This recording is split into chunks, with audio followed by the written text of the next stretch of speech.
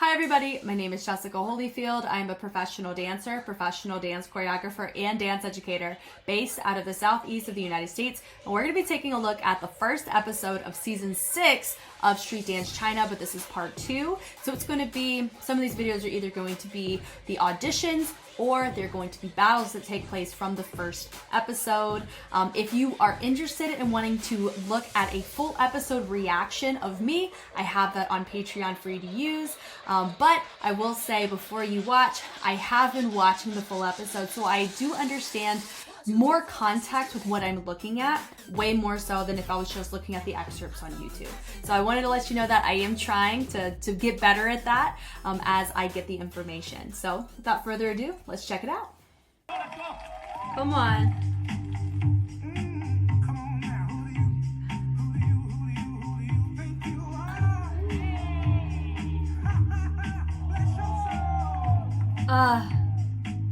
So he adds artistry to his craft. Gosh, his power is so good.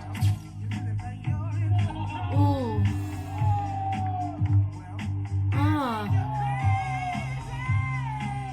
Ooh. Yeah. Ooh.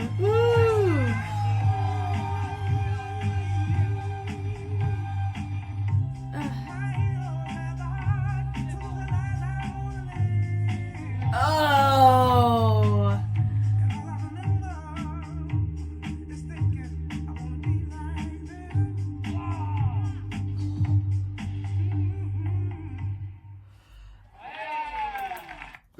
I think that's exactly what Jay was looking for, was somebody who had an artistic mindset to the craft. I don't think he needs to. Because he literally just said it, right, in the interview, and I'm assuming, I don't know if that interview was before or after Neguin, but yeah, but it's super, super captivating here. Just this track's not a breaking track, but the BPM matches where you could break to it because he just demonstrated that, you know? I love that. Da-da-da-da-da-da. So he just shows like really nice top rock, set it up, but then he just pulls out a backflip out of his butt, man. Like that's just disgustingly amazing. And the stability he has, it just feels so like it's not real. And he goes, ha, and then he does another. I know they call it a somersault. That's a front flip, my guy. Goodness gracious. Presenting to the crowd. You know, did a cartwheel into a back layout. That's a layout. That's not a back, like, I mean, yeah, backflip. But layouts are brutal, man. The power this guy has is just so stable. Oh, just how he just chose to go from a freeze to the stability of his fold over was so good. And right there, how he just transitions, it's just so captivating. It's so captivating, guys. Like, just the amount of, like, you can just see the amount of strength he has to just stop himself, stop on a dime, and then be able to reverse himself into wherever he wants to go. And that does come from fluency of craft, but that comes from taking care of yourself too. Knowing what your limitations are, knowing how to refine your craft, because he's been in the game for a long time. And if anything, the older he gets, the more of a disadvantage that can lead him.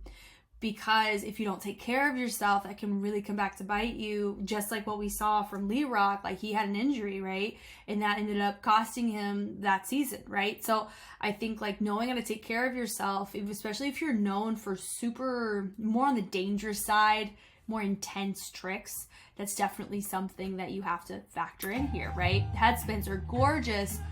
And it matched on tempo. Like whenever you saw his range hit at a very particular part, that was matching the tempo. It was beautiful. That was just gorgeous. No hands are needed for that. Like for real. Fabulous. Like this whole setup was cool. Oh man, the swipes. That right there. He was riding musicality. Nice just dive right there on his back. Just the fact that he has so much power to choose whether or not he wants to use his arms. Like he does flips without the usage of his arms, and then he does floor work without his feet. It just shows you just his prowess and his power and his stability. It's so cool. And that's why it feels so counterintuitive when you watch him.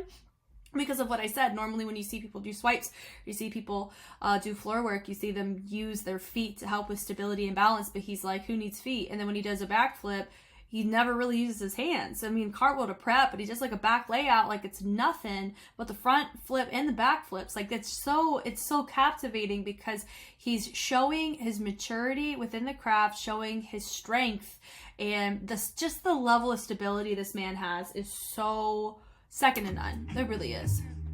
Ooh. Ooh, how he fit right there. I'd roll my ankle, I tell you what. Goodness.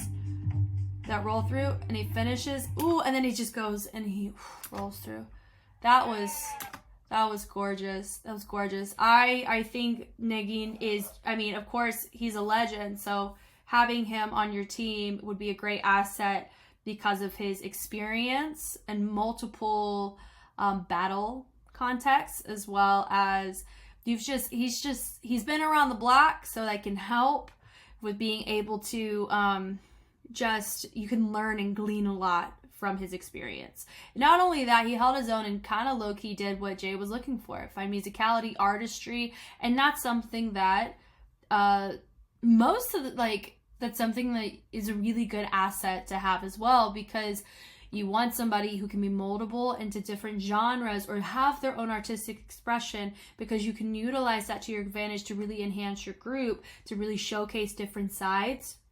And they very much like that. So I will be surprised if Jay does not pick Neguin as a contender for this for sure. But let's, this is the whole vibe. Thank you guys so much for watching. I hope that was helpful in some way. If you're interested in wanting to see my full reaction to the entire episode, that is released on Patreon exclusively there for those who want to participate and take part in the discussions there. But if you just want to hang out on YouTube and see the analysis of the battles and performances, YouTube's a great way to do that as well. So I'm Jess, and I will catch you on the flip side.